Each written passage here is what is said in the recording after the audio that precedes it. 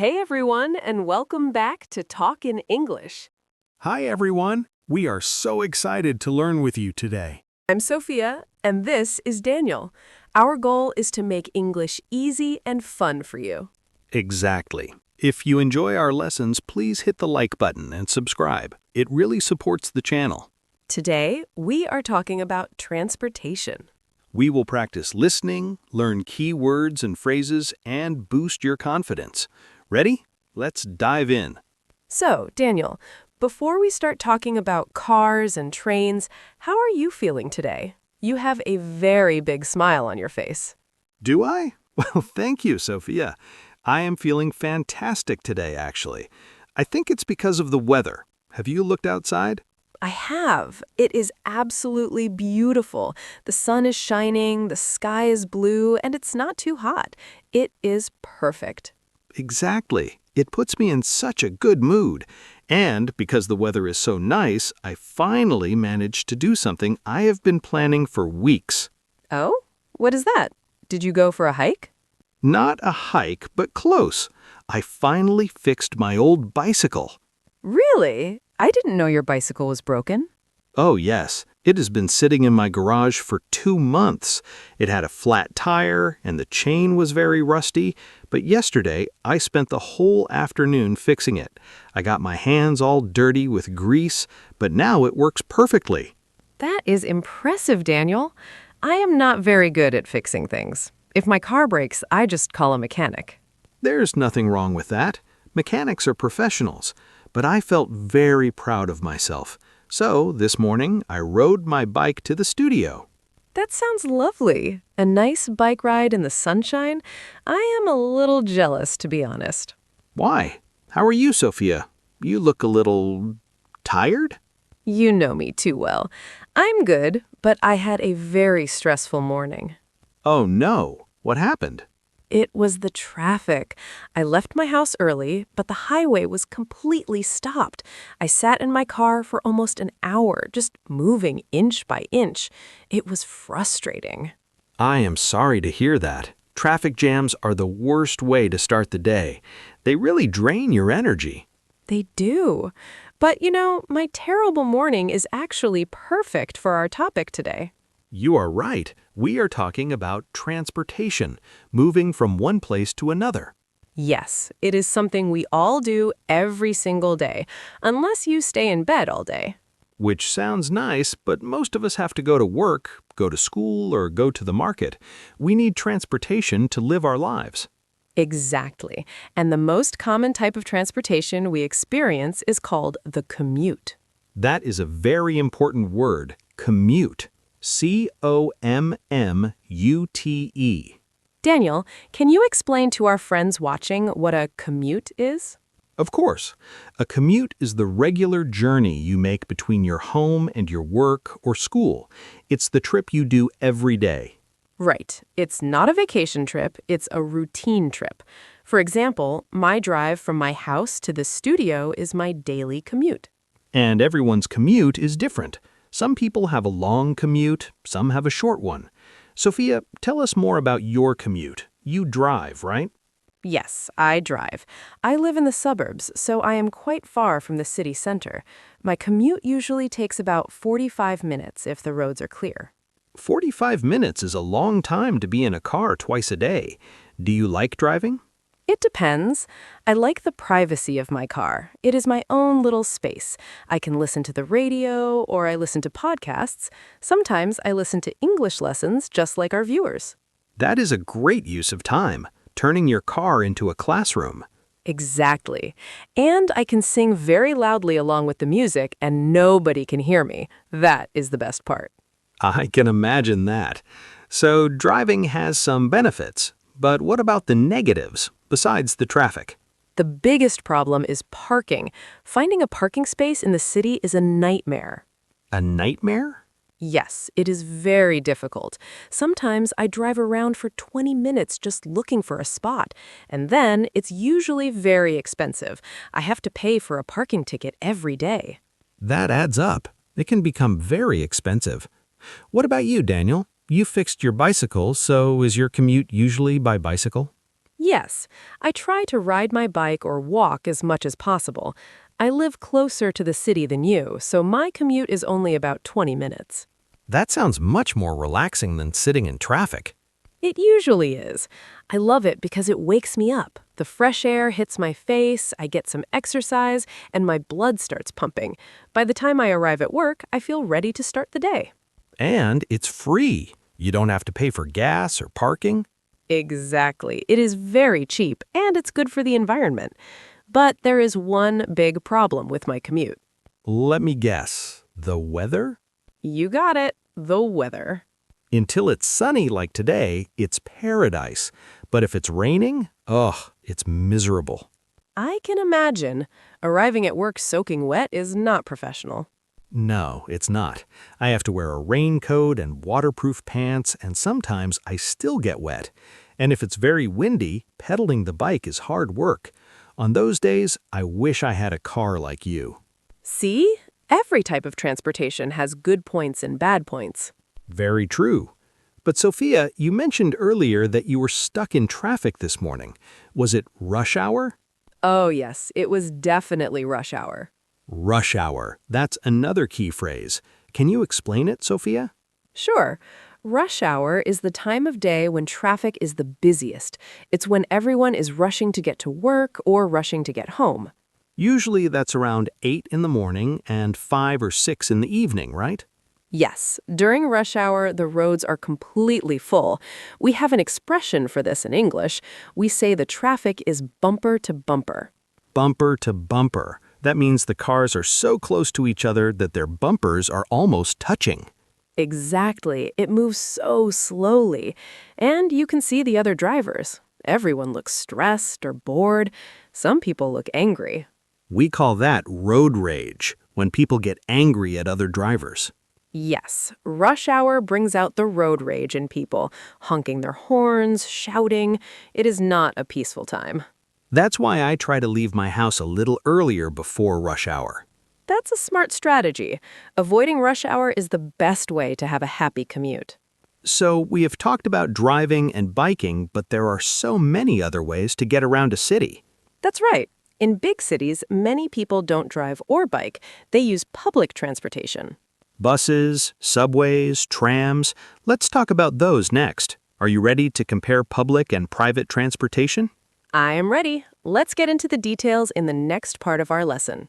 Great. So when we look at moving around a city, we usually divide transportation into two big categories, public and private. That is a very clear way to think about it.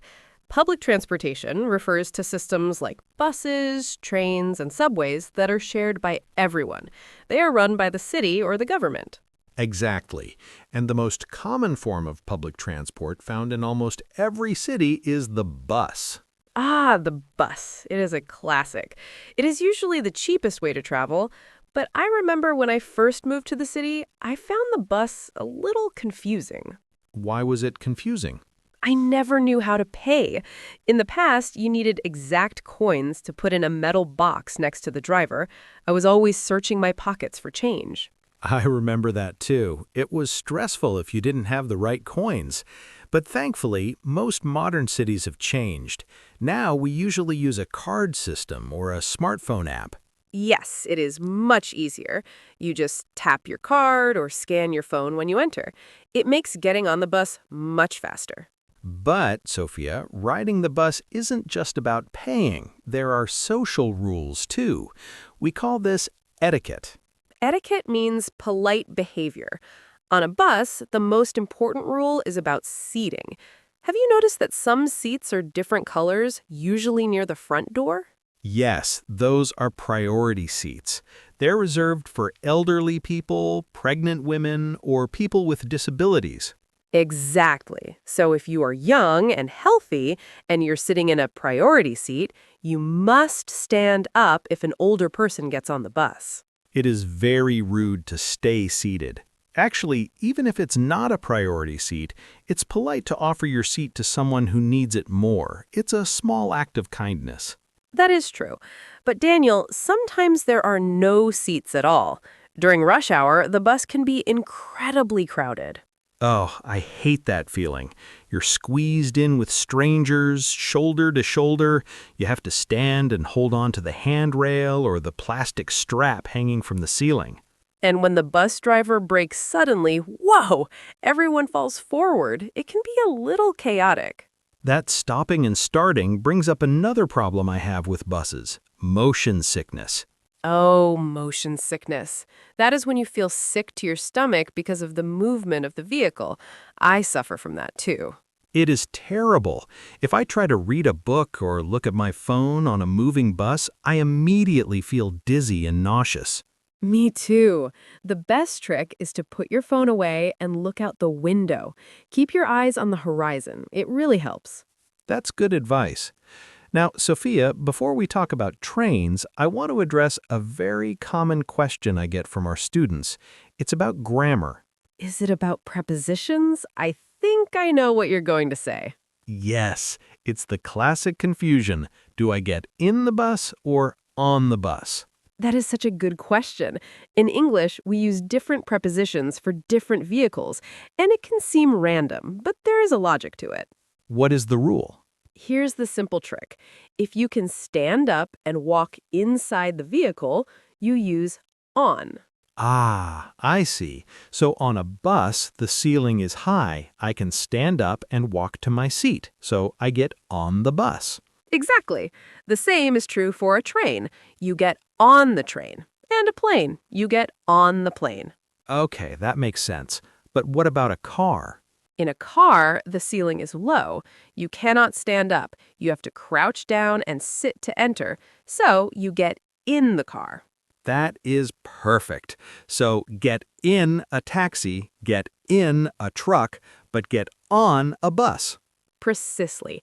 Just remember, walk equals on. Crouch equals in. Everyone try to write that down. It's a very helpful rule to remember. Now, let's move to another form of public transport, the subway. Depending on where you live in the world, you might call it the subway, the metro, or the underground. Or in London, they call it the tube. It's all the same thing, an electric train that goes underground. What do you think is the best part of the subway, Daniel?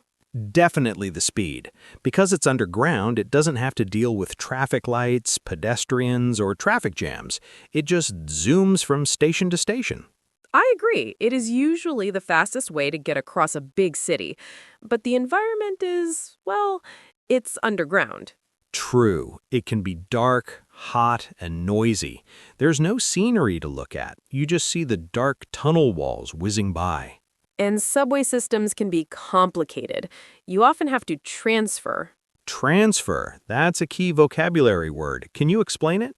A transfer is when you need to change from one train line to another to reach your destination. For example, you take the red line, get off at a central station, walk through the tunnels, and get on the blue line. Transfers can be stressful if you're in a hurry. You have to read the map very carefully to find the right platform. There is one more type of city transport that is interesting. It's a mix. It's available to the public, but it feels private. You mean taxis and rideshares? Exactly. A taxi is a car with a professional driver that you hire. And nowadays we have rideshare apps like Uber or Lyft. These are incredibly popular because of convenience. You don't have to walk to a bus stop in the rain. You just open an app, type in where you want to go, and a car comes to your door. It's door-to-door service. But there's a catch: the price. Oh, yes, it's expensive. Taking an Uber every day would cost a fortune. It's much more expensive than a bus ticket. I only use them for special occasions, or if I'm very late. And in some countries, especially in the United States, there's an extra cost involved: tipping. Right. A tip is extra money you give to the driver to say thank you for good service. That is good to know for anyone traveling to America. So, public transport is cheaper, but private transportation offers something else. Private transportation usually refers to your own private car. Many people dream of buying their first car. What do you think is the biggest advantage, Sophia? For me, it's one word: freedom. Freedom. I like that. Yes, when you have a car, you are the boss. You can go anywhere you want, any time you want. You don't have to check a schedule. You don't have to wait for a delayed train. You just get in and go. That is true. And you control the environment. If it's hot, you turn on the AC. If you want to listen to loud rock music, you can. It's your personal bubble. But as we discussed in the introduction, owning a car comes with headaches. The biggest one is cost. Cars are expensive to buy. And expensive to keep. We call this maintenance cost. You have to change the oil, rotate the tires, fix the engine if it breaks. And don't forget gas prices. Oh, don't remind me. The price of fuel goes up and down, but lately it feels like it only goes up. Filling up the gas tank every week takes a lot of money. That's why I prefer the last category we will talk about, active transportation. This includes walking and riding a bicycle like you do, Daniel. Exactly, my favorite. Biking and walking are the best for the environment. They're eco-friendly. They don't produce any pollution, zero emissions, and they're free. Plus, they're healthy. You're exercising while you commute. You're building muscle and burning calories. But to do this safely, you need good infrastructure in your city. Infrastructure, that's a big word. It refers to the physical structures needed for society, like roads and bridges. For walking, good infrastructure means a safe sidewalk. A sidewalk is the paved path on the side of the road where pedestrians walk. If there is no sidewalk, walking on the side of the road with cars zooming by can be very dangerous. And for cyclists, you need a bike lane. A bike lane is a special part of the road painted just for bicycles. Cars are not allowed to drive there. When a city has good bike lanes, I feel safe. When there are no bike lanes, riding a bike next to big trucks is very scary. I agree. Safety is the most important thing, no matter how you choose to travel. So, we've covered buses, subways, taxis, cars, and bikes. That's a lot of ways to move around a city. It really is. But Daniel, sometimes we need to go further than just across town. Sometimes we need to travel to another city or even another country. That's the exciting part. Airports, airplanes, and long train rides. Exactly. In the next part of our conversation, we're going to take a virtual trip together. We'll go to the airport and learn all the vocabulary you need for a long journey. I can't wait. Pack your bags, everyone. Let's go. Welcome to the airport, Daniel. Well, virtually, at least. I am excited. I love the feeling of going on a trip. But before we even arrive at the airport, there is one thing we have to do at home first. Packing. Exactly. Packing your suitcase. This is always stressful for me because I never know what to bring. Do I need 3 pairs of shoes? Do I need a jacket? It is better to bring too much than too little, but you have to be careful about the weight limit. Ah, yes, airlines are very strict about weight. Usually, your big suitcase cannot be heavier than 23 kilograms. If it is heavier, you have to pay an overweight fee, and those fees are very expensive. I learned that the hard way. Once, I had to open my suitcase on the floor of the airport and put on 3 sweaters just to make my bag lighter. It was so embarrassing. Oh no, that is a funny image though. So once you have packed your bags and weighed them, you head to the airport. The first place you go is the check-in counter. The check-in counter is where the airline staff checks your passport and takes your big bags. We need to explain the difference between the 2 types of bags here. There's checked luggage and carry-on luggage. Right. Checked luggage or checked bags are the big suitcases. You give them to the staff at the counter and they put them in the bottom of the airplane. You don't see them again until you land. And carry-on luggage is the small bag or backpack that you keep with you. You carry it onto the plane and put it in the overhead bin above your seat. I try to travel only with a carry-on if I can. It saves time because you don't have to wait for your bags later. That is smart. After the agent checks your ID and takes your bags, they give you a very important piece of paper, the boarding pass. The boarding pass is your ticket to get on the plane. It has your name, your flight number, your seat number, and, most importantly, your gate number. Do not lose your boarding pass. You need it for the next step, which is everyone's least favorite part of travel, security. Oh, security. It is necessary for safety, but it is such a hassle. There's always a long line. And there are so many rules. You have to take off your belt, you have to empty your pockets, and in many countries, you have to take off your shoes. Walking through the airport in your socks, it feels very strange. And electronics. You usually have to take your laptop or tablet out of your bag and put it in a separate plastic bin. Right, so you have all your things in these gray plastic bins sliding along the conveyor belt, and then you have to walk through the scanner. Sometimes it's a simple metal detector. You just walk through, beep. But nowadays, many airports have those big body scanners. The ones where you have to stand still and hold your hands up in the air? Yes, like you're surrendering. Don't shoot. It usually only takes a few seconds. Once you're through, you have to quickly put your shoes and belt back on, put your computer away, and make sure you didn't leave anything behind. It can feel very rushed and stressful, but once you're past security, you can relax. You're officially airside. Then you have to find your gate. The gate is the specific door where your plane is parked. I always go straight to the gate first to check if the flight is on time. Then I might go buy a coffee or a snack. Finally, they announce, we are now boarding. This means it's time to get on the plane. You show your boarding pass one last time, walk down the long tunnel, which we call the jet bridge, and step onto the aircraft. Then you find your seat. Are you a window seat person or an aisle seat person, Sophia?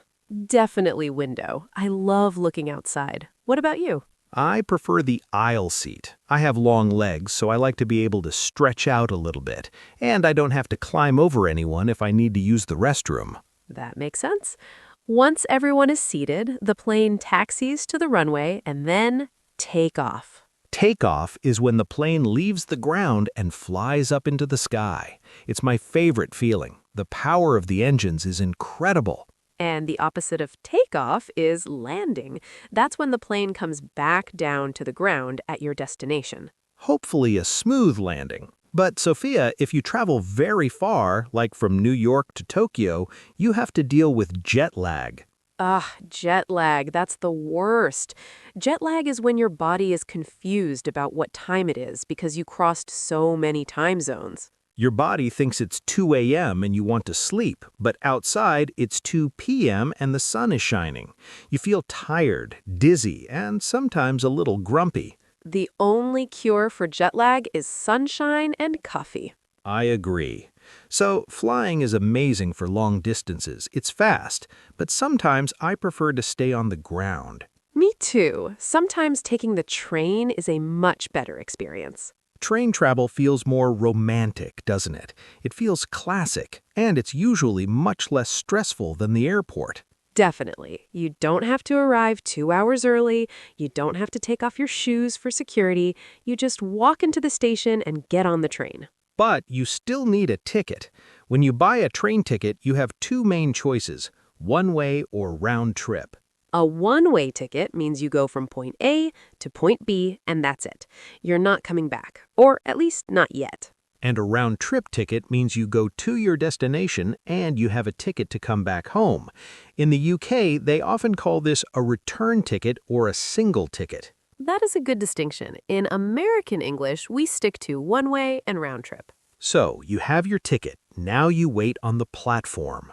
The platform is the raised area next to the tracks where passengers stand, and you have to be careful not to stand too close to the edge. When the train arrives, the doors open and you step on. The best thing about trains is the space. The seats are usually bigger than airplane seats. And you can stand up and walk around. You can go to the dining car and buy a sandwich. It feels very civilized. But the real reason I love trains is the view. We call it taking the scenic route. Scenic comes from the word scene. It means having beautiful, natural scenery. When you're in a plane, you just see clouds, but on a train, you see the countryside. You see mountains, rivers, small villages, and farms passing by. It's like watching a movie of the country. I took a train through the Swiss Alps once. It was breathtaking. Snow-capped mountains and green valleys right outside my window. That sounds incredible. On a train, the journey itself is part of the vacation. You're not just waiting to arrive, you're enjoying the ride. Exactly. It's slower than flying, but it's much more relaxing. You can read a book, look out the window, and just breathe. So, we've covered flights and trains. Traveling is wonderful when everything goes according to plan. When everything goes according to plan, that's the key phrase, because unfortunately, travel doesn't always go perfectly. No, it doesn't. Sometimes things break, sometimes things are late, sometimes we make mistakes. Dealing with transportation problems is a skill every traveler needs. You need to know how to explain what went wrong so you can get help. In the next part of our lesson, we're going to talk exactly about that. Problems. Flat tires, delayed flights, missing the bus, all the stressful stuff. But don't worry, we'll teach you the English you need to handle those situations calmly. We'll see you there. Welcome back to part 4 of our transportation series. In the last section, we talked about exciting vacations and scenic train rides. But, as we all know, real life is not always a vacation. Sometimes transportation can be a huge headache. It really can. Machines break, schedules change, and sometimes we just make mistakes. Today, we are going to talk about dealing with problems. Knowing the right English words for these situations is so important. If you are late for work or you miss your plane, you need to be able to explain what happened. Let's start with the most common problem in the world, traffic. We already mentioned this in part 1, but the key phrase here is stuck in traffic. Stuck. It means you cannot move. You are trapped. I am stuck in traffic. This is the #1 excuse for being late, but there are other reasons for delays, especially with public transport.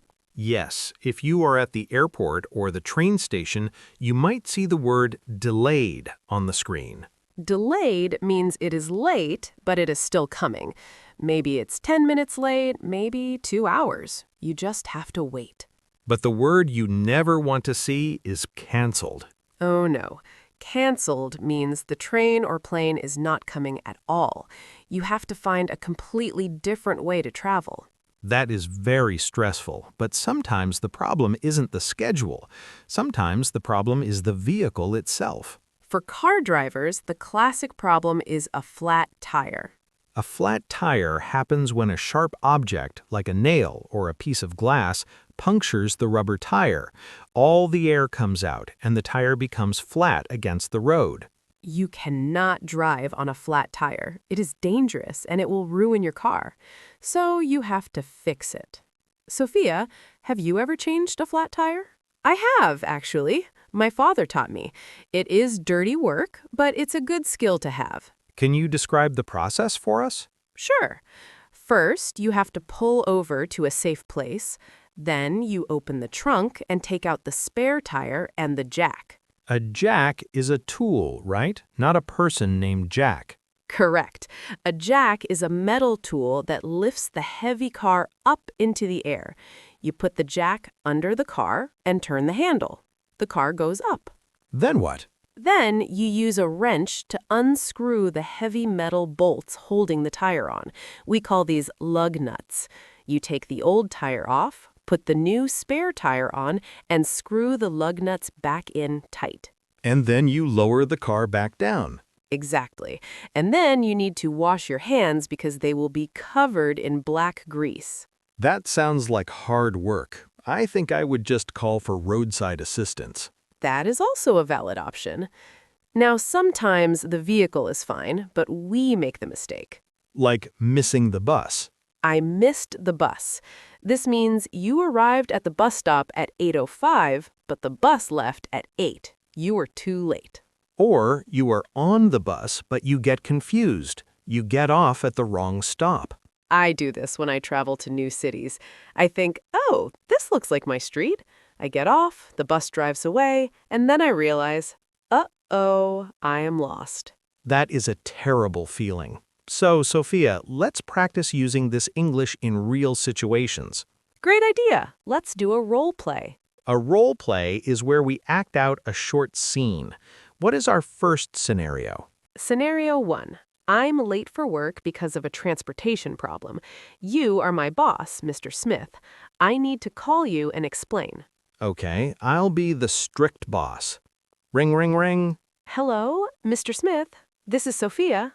Sophia, it's 9:15. Where are you? The meeting is starting soon. I'm so sorry, Mr. Smith. I'm afraid I'm running a little late this morning. Running late? Why? My car wouldn't start. I think the battery is dead. I had to call for a taxi, but it is taking a long time to arrive.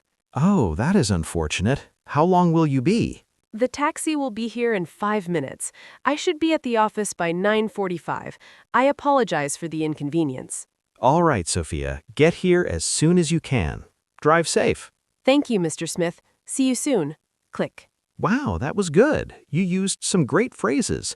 Running late is a very natural way to say you are not on time. And I explained the reason clearly, my battery is dead, and gave an estimated time, 9:45. Bosses usually appreciate clear communication. Exactly. Now let's try scenario 2. This time, I'm the one with the problem. Okay, what is the situation? I'm at a train station in a foreign country. I'm lost. I need to ask a stranger for help. You are the stranger. Okay, I'm just standing on the platform waiting for my train. Excuse me? Sorry to bother you. Oh, hello. Can I help? Yes, please. I'm a little confused. Does this train go to the city center? No, I don't think so. This is the northbound train. The city center is south. You're on the wrong platform. Oh no, I'm on the wrong platform? How do I get to the right one? You need to go back up the stairs, cross over the bridge, and go down to platform 4. Platform 4. Okay, up the stairs, across the bridge. Is it far? No, it takes about 2 minutes, but you should hurry.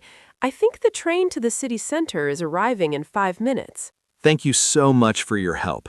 You're welcome. Good luck. And scene. That was helpful.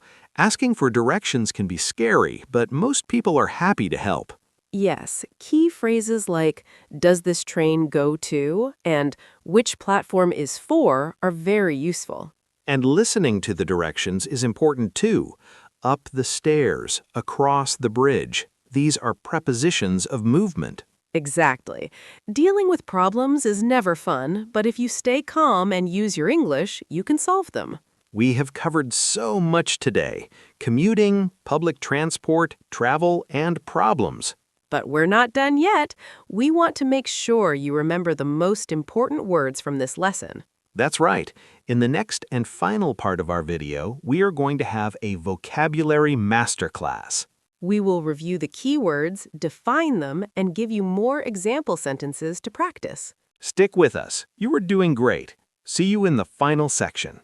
Welcome to Part 5. This is our vocabulary masterclass. We have talked about a lot of concepts today. Now we are going to focus on 10 core words that you must know. These words will help you understand travel signs, announcements, and conversations. For each word, we will say it, spell it, define it, and give you 2 examples, 1 example for speaking and 1 example for reading or writing. Are you ready? Let's begin. Word number 1 is commute. Repeat after me. Commute. Commute. C-O-M-M-U-T-E. A commute is the regular journey you make between your home and your work or school. Here is a spoken example. My morning commute takes about 30 minutes. And a written example, the average daily commute in London is 1 hour. Word number 2 is fare. Repeat after me. Fare. Fare. F-A-R-E. The fare is the money you pay for a journey on public transport, like a bus, train, or taxi. Spoken example, do you have change? I need to pay the bus fare. Written example, train fares will increase by 5% next year. Word number 3 is platform. Repeat after me. Platform. Platform. P-L-A-T-F-O-R-M. A platform is the raised area at a train station where passengers stand to wait for the train. Here's a spoken example. Hurry up, the train is leaving from platform 4. And a written example, passengers must remain behind the yellow line on the platform. Word number 4 is pedestrian. Repeat after me. Pedestrian. Pedestrian. Pedestrian.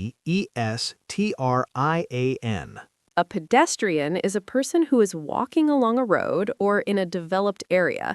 They are not in a car. Spoken example, this street is very busy, so watch out for pedestrians. Written example, the city is building a new bridge specifically for pedestrians. Word number 5 is congestion. Repeat after me. Congestion. Congestion. Congestion. Congestion means the state of being blocked or extremely crowded, usually with traffic.